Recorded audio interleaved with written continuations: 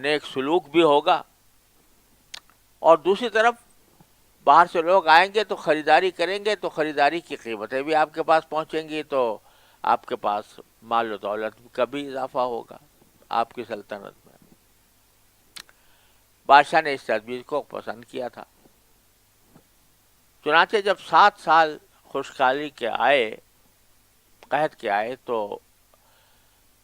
الحمدللہ وہ پیچھے بچایا ہوا جو تھا غلہ، وہ مصر کے لیے تو کافی ہو ہی گیا، لیکن آس پاس کے شہروں اور ملکوں کو بھی یہ خبر پہنچ گئی کہ بھئی وہاں مصر میں جا کر ہم غلہ خرید سکتے ہیں، وہاں پر موجود ہے۔ یہ خبر حضرت یعقوب علیہ السلام کو کنعان میں بھی پہنچی، اور ان کے صاحبزادوں کو بھی، کہ غلہ وہاں پر بٹ رہا ہے، قیمتاً وہاں سے خریدا جا سکتا ہے۔ قحط وہاں پر بھی پڑا ہوا تھا، وہاں بھی غلہ موجود نہیں تھا کنعان میں، لہذا آپس میں مشورہ ہوا کہ بھائیوں نے کہا کہ اگر آپ چاہیں تو ہم جا کر وہاں سے غلہ وصول کر کے لے آئیں، پیسے دے کر خرید کر لے آئیں۔ حضرت یعقوب علیہ السلام نے اجازت دے دی، مگر یہ کہا کہ بھئی وہاں پر یہ سنا تھا انہوں نے کہ فی آدمی 1 اونٹ کے برابر غلہ دیا جائے گا، ایک خاص قیمت کے بس۔ تو ابھی ماشاءاللہ یہ 11 بھائی تھے، تو انہوں نے کہا ہم سب کو لے چلتے ہیں تاکہ 11 اونٹ غلہ ہمیں مل جائے گا۔ تو حضرت یعقوب علیہ السلام نے فرمایا کہ تم 10 تو چلے جاؤ، یہ ایک بنیامین جو میرا چھوٹا بیٹا ہے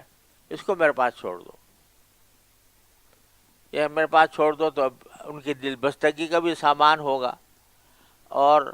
محبت بھی تھی، تو اس لیے دور رکھنا بھی اچھا نہیں لگ رہا تھا۔ تو آپ نے فرمایا کہ تم سب چلے جاؤ 10 کے 10، لیکن بنیامین میرے پاس رہے گا۔ یہ ساری تفصیلات جو ہیں یہ خود آپ سیاق و سباق سے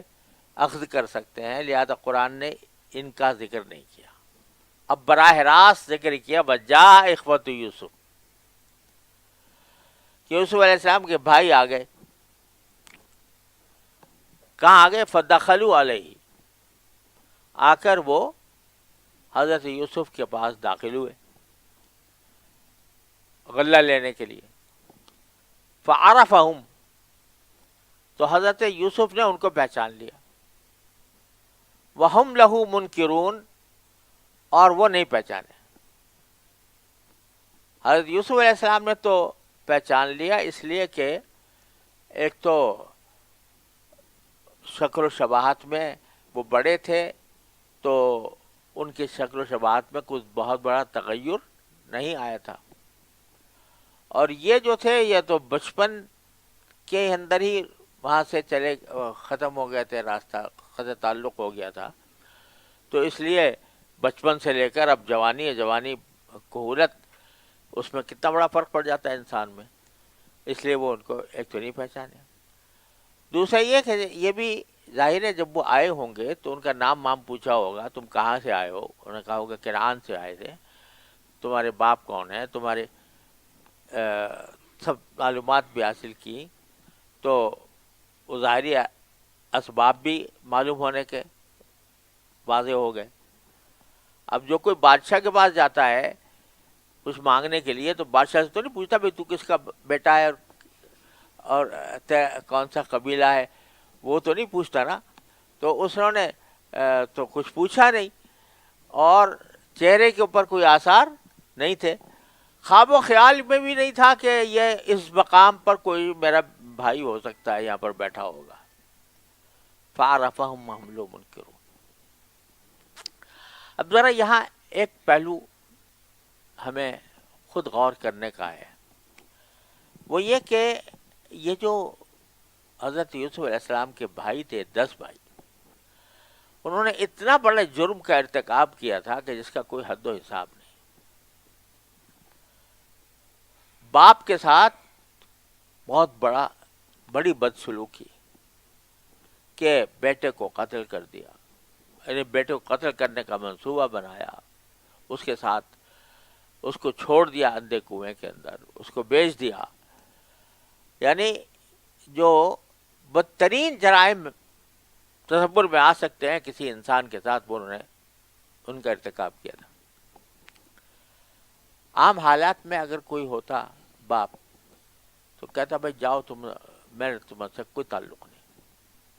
قطع تعلق ہی کر لیا ہوتا. لیکن حضرت یعقوب علیہ السلام نے باوجود ان ساری باتیں دیکھنے کے جو کہا فصبر جمیل، میں صبر کرتا ہوں، واللہ المستعان علی ما تصفون، اور جو کچھ تم باتیں کر رہے ہو اس پر میں اللہ ہی کی مدد چاہتا ہوں. تو اس سے حضرات مفسرین نے فرمایا، خاص طور پر میرے والد ماجد قدس اللہ تعالیٰ سرہ نے معارف القرآن میں فرمایا کہ اس سے یہ سبق ملتا ہے کہ اولاد کتنی ہی نافرمان ہو جائے، حتی الامکان اس سے طاقت تعلق نہیں کرنا چاہیے، بلکہ اس کی اصلاح کی فکر کرتے رہنا چاہیے. یہ بالکل آخری درجہ ہوتا ہے کہ جہاں پر اصلاح کی ہر کوشش ناکام ہو جائے اور کوئی صورت درستگی کی نہ ہو، تو پھر قطع تعلق بھی کرنے کی گنجائش ہوتی ہے. لیکن اصل بات یہ ہے کہ ان کی اصلاح کی فکر کی جائے بجائے ان سے قطع تعلق کرنے. تو اب یہاں ان سے حضرت یعقوب علیہ السلام نے یہ نہیں کہا کہ بس میرا تم سے تعلق نہیں، میرا تو بیٹا بنیامین ہے، اس کے ساتھ میں زندگی گزار لوں گا، بلکہ ان کو موقع دیا. اور پھر جب ان کو بھیجا غلہ لینے کے لیے تو اس سے معلوم ہوا کہ ان کی اصلاح کی فکر حضرت یعقوب علیہ السلام کی. وَلَمَّا جَهَّزَهُمْ بِجَهَازِهِمْ، اور جب یوسف علیہ السلام نے ان کو ان کے سامان کے ساتھ تیار کر دیا. کیا مانا کہ ہوتا یہ تھا کہ جو لوگ غلہ لینے آتے تھے تو فی آدمی ایک اونٹ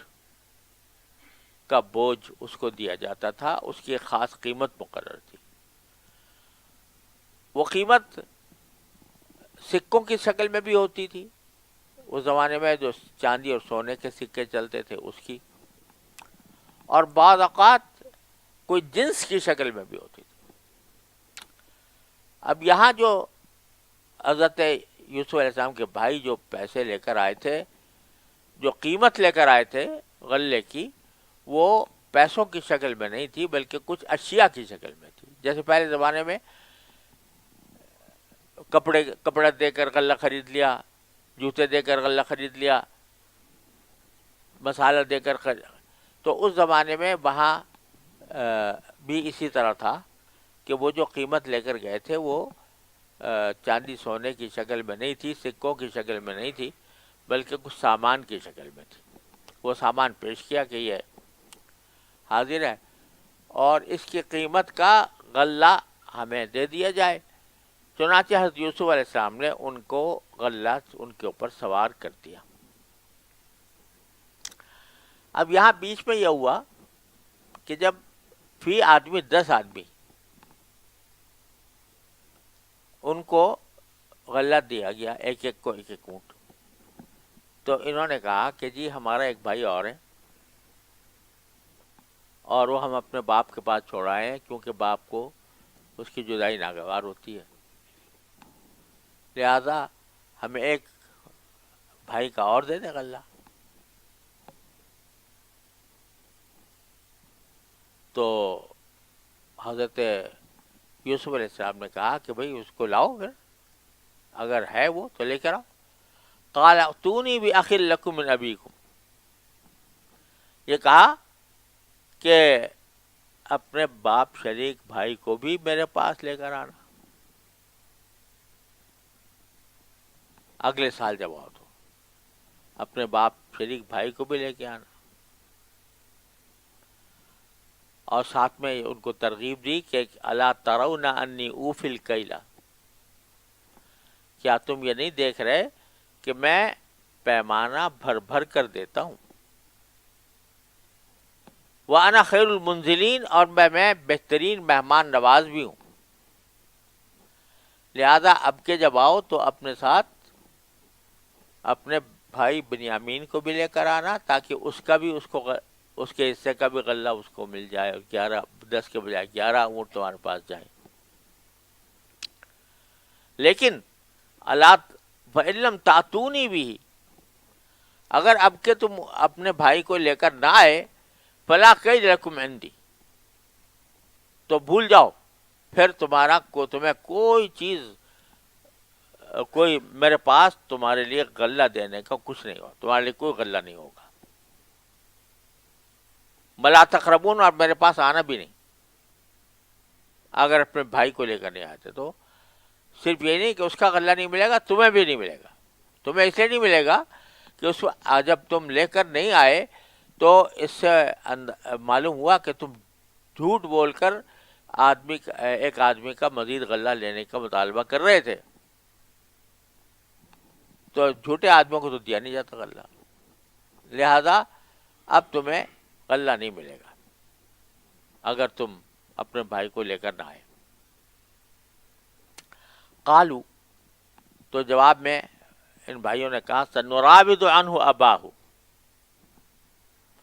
کہ اچھا ٹھیک ہے، ہم اب اس کے والد کو اس کے بارے میں بہلانے کی کوشش کریں گے، بہلا پھسلا کر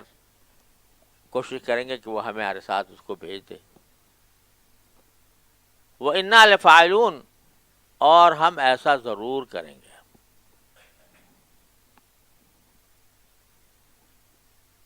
ایک طرف تو یہ بات ہو گئی ان سے،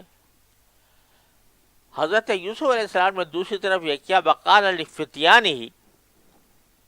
یوسف نے اپنے نوکروں سے کہا کہ اجعلوا بضاعتہم فی رحالہم، کہ جو کچھ سامان لے کر آئے تھے نا قیمت کے طور پر، لے کر آئے تھے غلے کی قیمت کے طور پر، یہ سارا سامان واپس انہی کے کجابوں میں رکھ دو۔ حضرت یوسف علیہ السلام نے یہ اپنی ذاتی شرافت سے یہ سوچا کہ یہ میں پیسے لے کر اپنے بھائیوں اور باپ کو پیسے لے کر بھیجوں قید سالی کے زمانے میں، تو یہ میرے لیے باعث عار ہوگا، تو لہذا انہوں نے کہا کہ میں اپنی طرف سے قیمت ادا کر دوں گا سرکاری خزانے میں، تو لیکن جو کچھ یہ لے کر آئے ان کو واپس رکھ دو۔ اس میں ایک تو یہ پہلو تھا کہ اپنی سخاوت نفس اور اپنے والد اور بھائیوں کے ساتھ حسن سلوک، اور دوسرا یہ پہلو تھا کہ جب یہ واپس جائیں گے اور جا کر ان کو کھولیں گے سامان، اور انہیں پتہ چلے گا کہ جو کچھ ہم نے دیا تھا وہ بھی ہمیں واپس مل گیا، تو ان کو دوبارہ آنے کی ترغیب ہوگی، اور چاہتے تھے کہ دوبارہ آئیں اور اپنے بھائی کو لے کر آئیں، تو اس لیے فرمایا کہ وقال لفتیانہ، اپنے نوکروں سے کہا اجعلوا بضاعتہم فی رحالہم، یہ جو سامان لے کر آئے تھے قیمت کے طور پر اس کو انہی کے کجاوے میں رکھ دو، لعلہم یعرفونہا،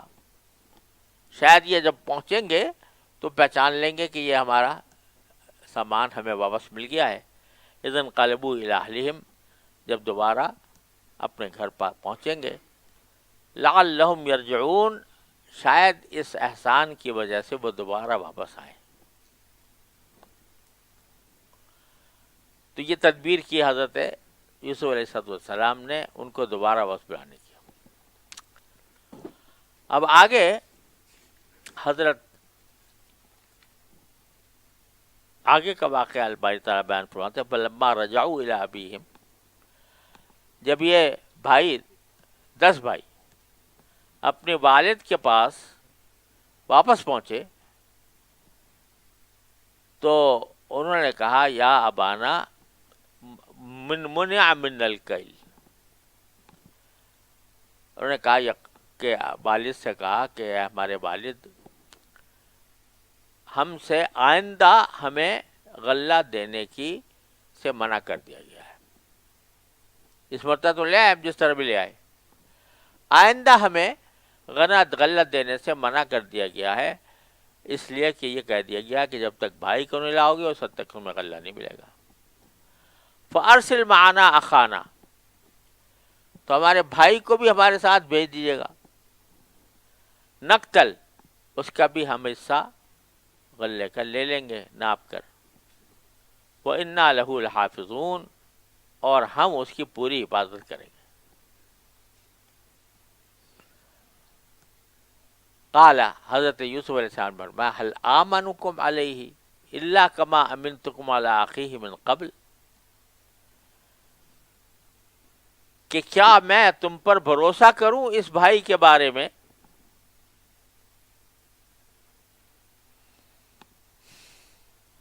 ویسا ہی بھروسہ جیسا کہ میں نے اس سے پہلے اس کے بھائی کے بارے میں کیا تھا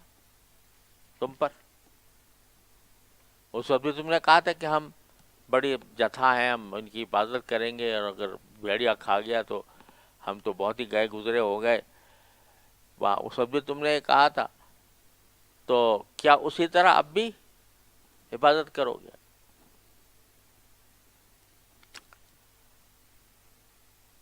لیکن شروع میں تو اپنے اس تردد کا اظہار فرمایا کہ بھئی اب بھیجوں گا تو پتہ نہیں تم کیا اس کے ساتھ کیا سلوک کرو. لیکن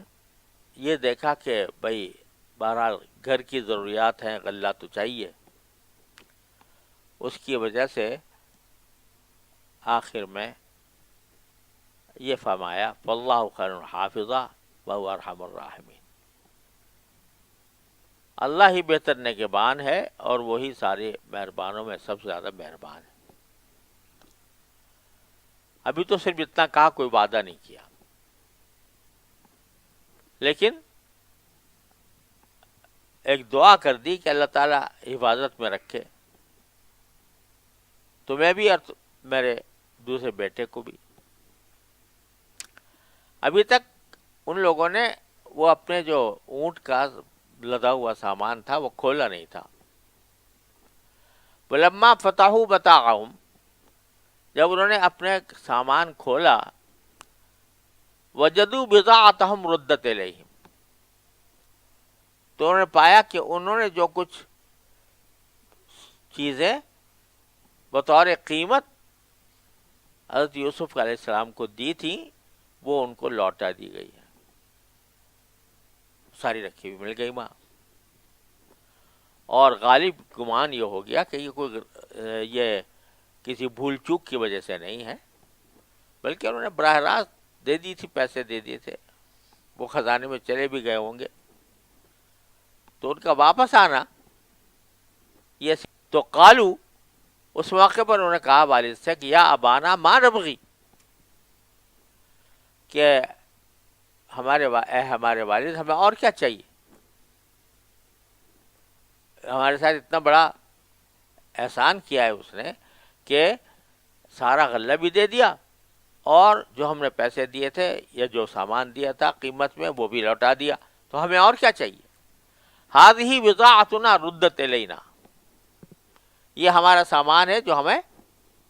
واپس دے دیا گیا. تو اب کیا ہوگا وَنَمِيرُ أَهْلَنَا، تو ہم اپنے گھر والوں کے لیے غلہ لائیں گے، وَنَحْفَظُ أَخَانَا، اپنے بھائی کی حفاظت کریں گے، وَنَزْدَادُ كَيْلَ بَعِيرٍ، اور اب کے تو 10 اونٹ لے کر آئے تھے، اب 1 اونٹ کا مزید اضافہ کر کے لے کر آئیں گے غلہ. ذَلِكَ كَيْلٌ يَسِيرٌ، یہ غلہ تو بڑی آسانی سے حاصل ہو جائے گا. اپنے بھائی کو لے جائیں گے، اب وہ ایک غلہ اور حاصل ہوگا، اور یہ جو پہلے پیسے دیے تھے وہ پہلے سے ہمارے پاس واپس آ گئے ہیں، تو اب اگر ہوگا تو اسی سے خرید لیں گے مزید، اور اگر اس نے مزید آسان کیا تو شاید اس کی بھی پیسے رہ لے. ذالک کیل یسیر، لہٰذا اس سے زیادہ آسان کام کیا ہوگا. اب یعقوب علیہ السلام ایک طرف بیٹے کی حفاظت کی فکر بھی ہے، اور دوسری طرف خاندان کی ضروریات کا بھی احساس ہے کہ غلے کی تو ضرورت ہے. تو آخر کار آپ نے فرمایا لن ارسلہ معکم حتی توتونی موثقا من اللہ، میں اپنے اس بیٹے بنیامین کو تمہارے ساتھ نہیں بھیجوں گا جب تک کہ تم مجھے اللہ کے ساتھ ایک پکا عہد نہ کرو، پکا میثاق نہ دو.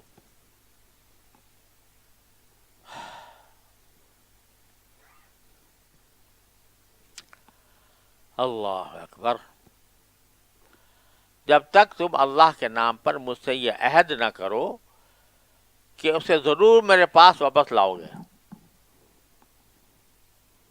یہ عہد کرو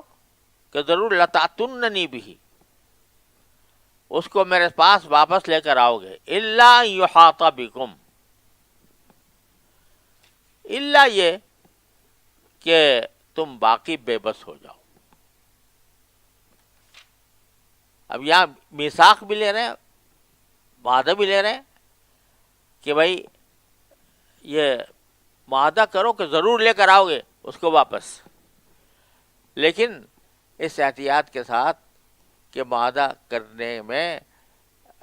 انسان کے اختیار میں تو بہت سی باتیں نہیں ہوتی، کوئی حالات ایسے پیدا ہو جائیں کہ انسان کے بس سے باہر ہو جائے تو اس کا استثناء وہیں کر دیا.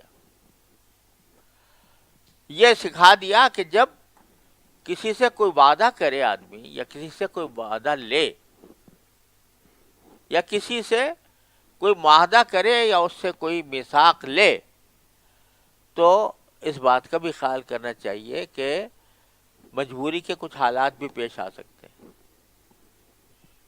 لہذا یہ قید لگائے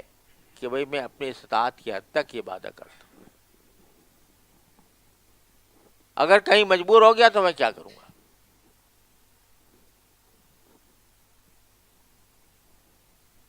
اسی لیے حدیث میں فرمایا